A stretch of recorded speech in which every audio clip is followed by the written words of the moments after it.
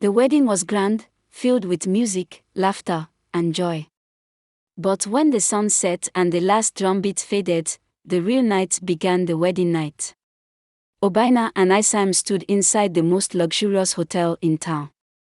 The bed was covered in crisp white sheets, the air filled with the scent of fresh flowers, and candles flickered, casting long shadows on the walls. Obaina smiled, his heart full.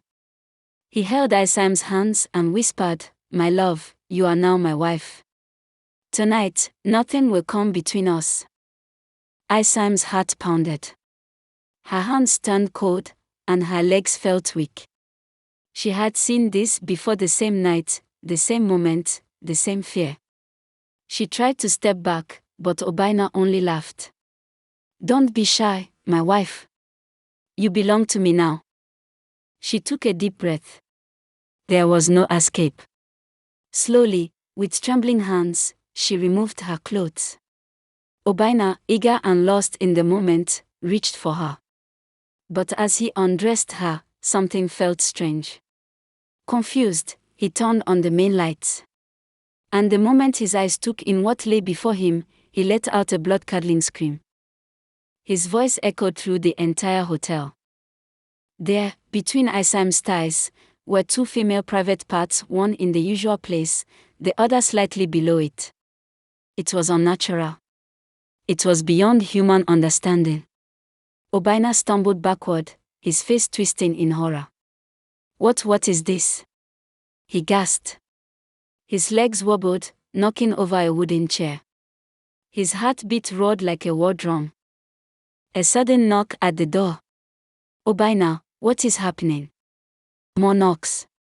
Then, the door burst open. His family, his friends, his servants, and soon after, the villagers rushed in. And for the first time, Isam's secret was no longer hers alone. The bitter truth was exposed. The murmurs began. Then the whispers turned to accusations. "She is a witch." Someone cried. "Bad luck." Another voice spat. A man sneered, "Maybe she planned to kill Obaina." The words cut through her like a blade. Isam trembled, her lips quivering, but before she could speak, another voice bellowed, "We don't want to hear from you, killer. Who sent you?" Obaina, still gasping for breath, suddenly coughed. Blood trickled from his lips. His eyes widened in horror. And then, within moments, his body convulsed violently before collapsing onto the cold floor. Dead. The crowd stood frozen in shock. The man who had celebrated his wedding just hours ago now lay lifeless. Isam fell to her knees, her hands shaking, tears streaming down her face. But the villagers did not weep. "She killed him," someone shouted. "She deceived him," another screamed. The voices were too loud. The words too cruel. She covered her ears, wishing to disappear, to wake up from this nightmare. But the nightmare was real. "Please let me speak," she pleaded, her voice barely above a whisper. "We don't want to hear anything from you, evil woman." A woman spat. She must have used charms to trap him. The accusations cut deeper than any blade. Isam shut her eyes, took a deep breath, and finally spoke. "I didn't ask for this," she whispered, her voice cracking. The room fell silent. "I was born this way. I never knew, I swear, I never knew." The villagers stared, their eyes filled with doubt and anger. But she continued, "I was just 5 years old when my mother died." The crowd murmured. And then, the truth began to unfold. Years ago, before Isam understood pain, before she learned to mask sorrow with smiles, she was just a little girl. A baby. Her father was a wealthy man with 6 wives. His house was filled with children, but only one daughter, Isam. Her mother, Nika, was the youngest wife. Beautiful and kind. But the other wives hated her not because she was the favorite, not because she was younger, but because she gave birth to a girl. In their world, Boys were everything. Boys carried the family name. Boys inherited the land. Boys were celebrated. But a girl was nothing. Her 5 stepmothers looked at her with jealousy and resentment. Why must she be the only one with a daughter? We have given birth to sons, yet look how happy our husband is because of this girl, hissed Manki, the second wife. She is a curse, spat Mama Joa, the third wife. But the worst of them all was the first wife. The others celebrated, but when the sun went down and the last drumbeat faded, the real night began, the wedding night. Obaina and Isam stood inside the finest hotel in town.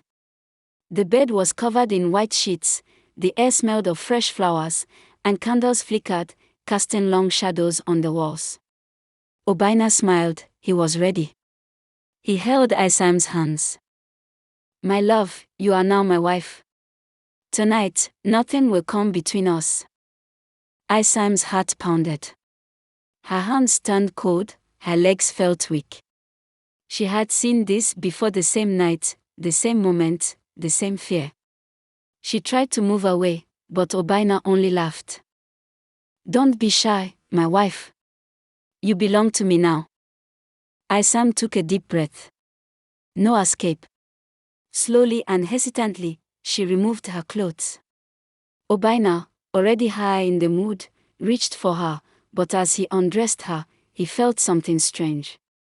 Confused, he turned on the main lights. The moment he saw what lay between her thighs, he let out a loud, terrifying scream. His voice echoed through the entire hotel. There, between Isam's thighs, were 2 female private parts, one in the usual place and a smaller one slightly below it. It was an unnatural sight, something beyond human understanding. Obaina stumbled backward, his face twisted in horror. What is this? He gasped. His legs wobbled. He stumbled back, knocking over a wooden chair. His heart was racing like a drum in a war song. Then a knock at the door. Obaina, what is happening? More knocks. Then the door burst open. Obaina's family, his friends, his servants, they all rushed in. The villagers stormed in, and for the first time, Isam's secret was no longer hers alone. The bitter truth was revealed, and the long-kept secret was exposed to the whole world. Isam was so ashamed. People started calling her a witch, a bringer of bad luck. Someone whispered, who knows? Maybe she wanted to kill Obaina. The words were too harsh for her to bear. As she began to tremble, another person shouted, we don't want to hear anything from you, killer. Who sent you? Isam trembled in fear and shame as she tried to speak. Obaina, still gasping for breath, suddenly coughed. Blood trickled from his mouth, his eyes bulged in horror, and within moments, he collapsed. His body convulsed violently before he breathed his last. The entire village stood in shock. The man who had just been celebrating his wedding hours ago was now dead. Isam lay on the cold floor, her hands shaking, her face wet with tears. The crowd roared above her, their voices sharp like knives. She is a witch. She deceived Obaina. She killed him. Isam covered her ears. The voices were too loud. The words were too heavy. She wanted to scream, to disappear, to wake up from this nightmare, but she couldn't. Tears rolled down her cheeks as she lifted her head. Her lips trembled, her voice was weak. Please, let me speak. We don't want to hear anything from you, evil woman. Someone shouted.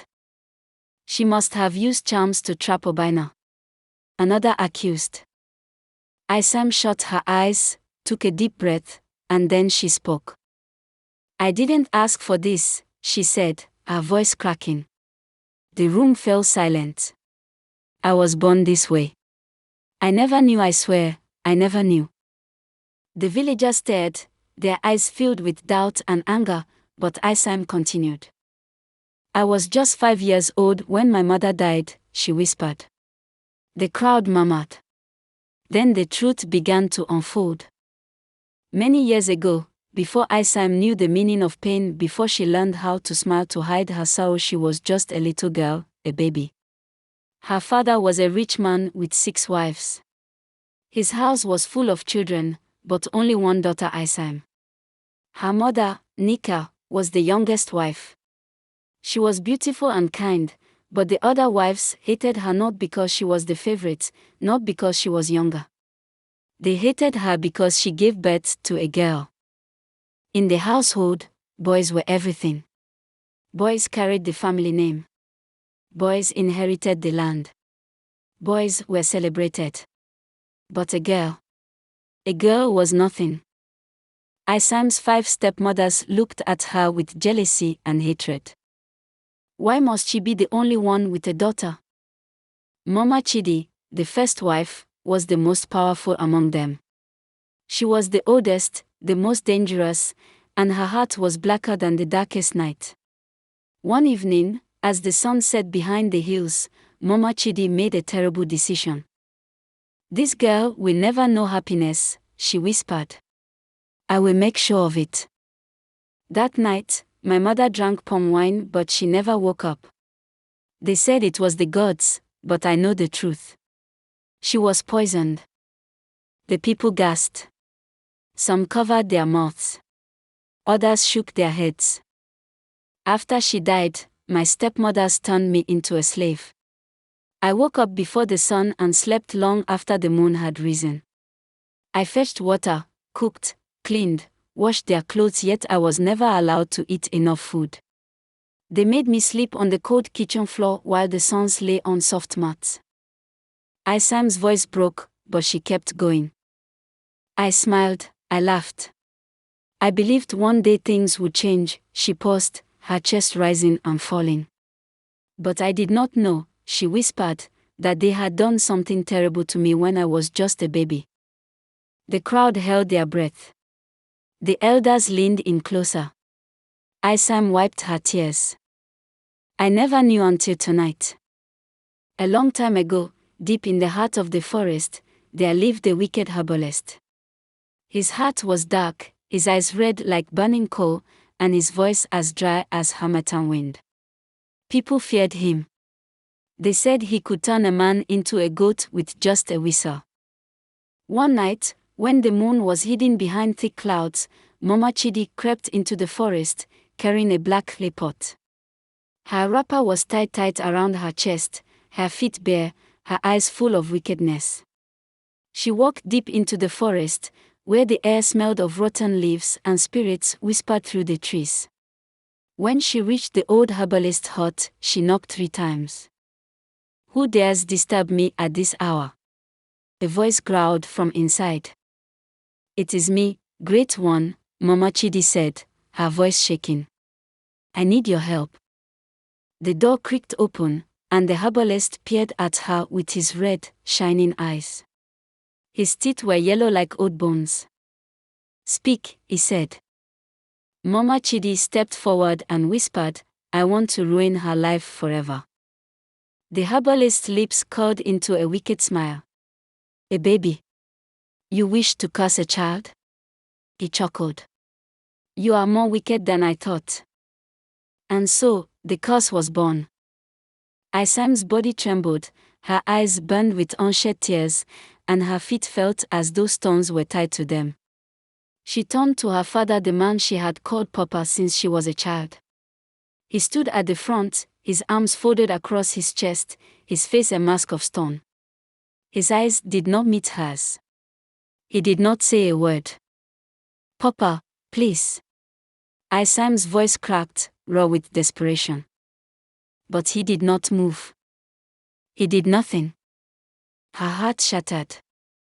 The elders stepped forward, their faces grim. "This girl has brought misfortune upon our village," one of them declared. 3 men have suffered because of her.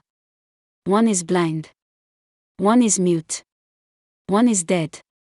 We cannot allow this evil to remain among us. The villagers cheered in agreement. An elder raised his hand, and the crowd fell silent. "Isam is a disgrace. She must be banished. Isam fell to her knees.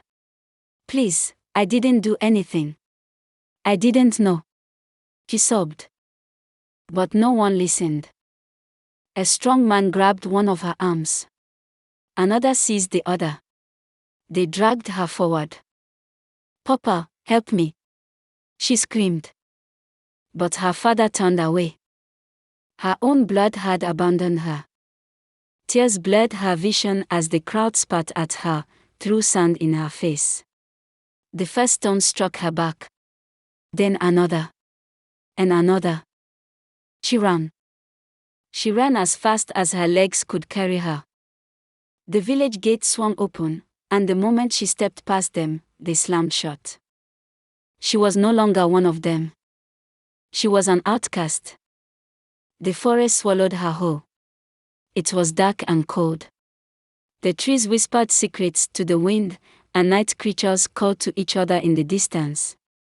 Isam stumbled through the thick undergrowth, her feet bleeding, her arms covered in bruises.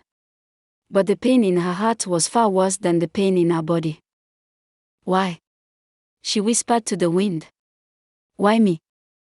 She walked for hours, lost and alone. Hunger gnawed at her stomach. Her lips were cracked and dry.